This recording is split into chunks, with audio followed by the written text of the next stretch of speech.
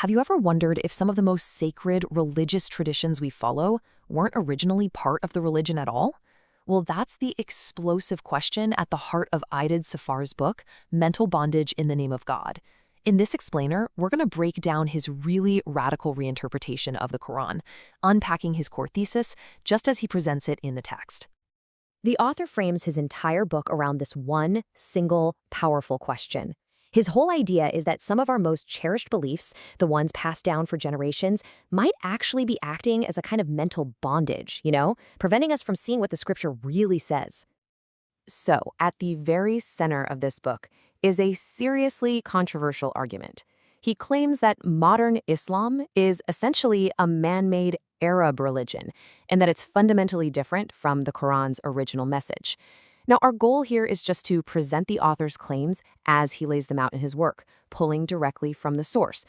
Okay, so the entire foundation of the author's case, everything he builds, rests on a really sharp distinction he makes between two key concepts.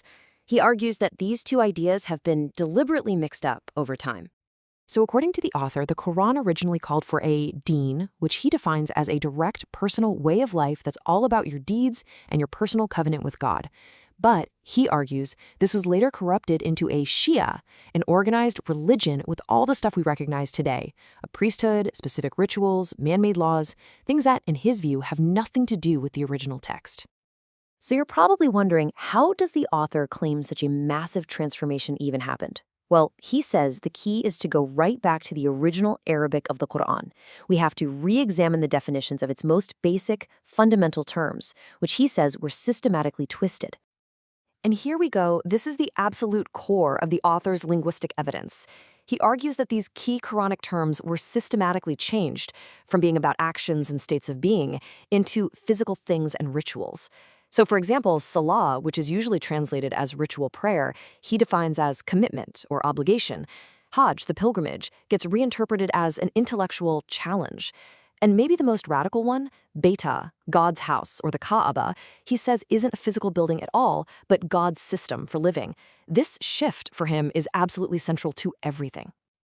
So, okay, what are the real-world consequences of these linguistic shifts? If these words changed meaning, what's the big deal?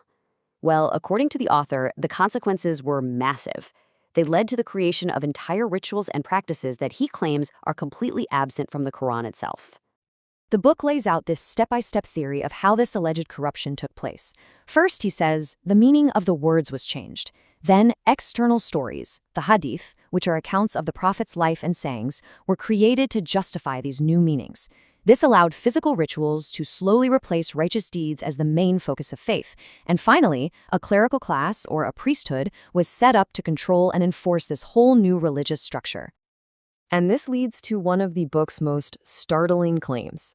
The author alleges that many of the central rites of the Hajj pilgrimage, like the ones you see listed here, are just not found in the Quran. He goes a step further and argues they're actually pre-Quranic pagan practices that got absorbed into this new religious system. All right, so this brings us to the author's ultimate conclusion. This is where he reframes the entire concept of faith, shifting it away from external rituals and back towards internal action and personal conviction. So if Hajj isn't a physical pilgrimage, then what is it? According to the author, it's an intellectual and spiritual challenge. He interprets Haji Akbar, or the Big Challenge, as the moment a person decides to confront falsehood and commit to living by the Quran's direct message. It's about challenging the status quo of idol worship, which, in his view, totally includes empty ritualism. Okay, so let's put it all together. To summarize the author's position, true faith isn't about making a journey to a physical place. It is the personal challenge, the Hajj, to live a life that's defined by the Quran's original concepts, the commitment of salah, the purity of zakat, and submission to God's system, or bait, all of it demonstrated through your actions. In the end, the book doesn't demand you simply accept or reject its thesis. It just asks the reader to weigh and consider the evidence. And this leaves us with a really profound question that I think gets to the heart of any faith. How much of what we believe is shaped by the true meaning of Scripture, and how much is shaped by the language we've been taught to use to understand it?